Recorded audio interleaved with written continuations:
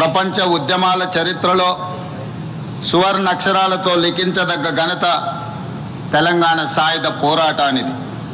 1948 September 17 ఈ పోరాటంలో ప్రజలు విజయం సాధించి స్వేచ్ఛా పతాకను ఎగరవేసిన రోజు.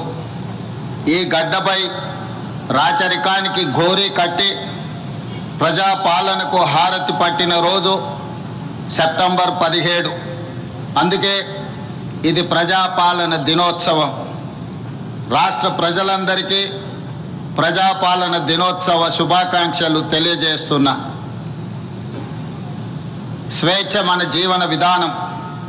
ఈ స్వేచ్ఛ సాధన కోసం ప్రాణ త్యాగాలు సైతం వెనకాడని జాతి మనది.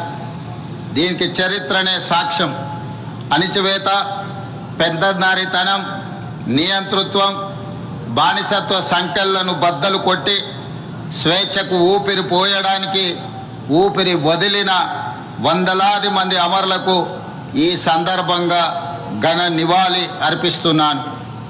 సెప్టెంబర్ 17, 1948 తెలంగాణ చరిత్రలో ఒక మైలురాయి. అదేవిధంగా డిసెంబర్ 7, 2023 స్వరాష్ట్ర ప్రజాస్వామ్య ప్రస్థానంలో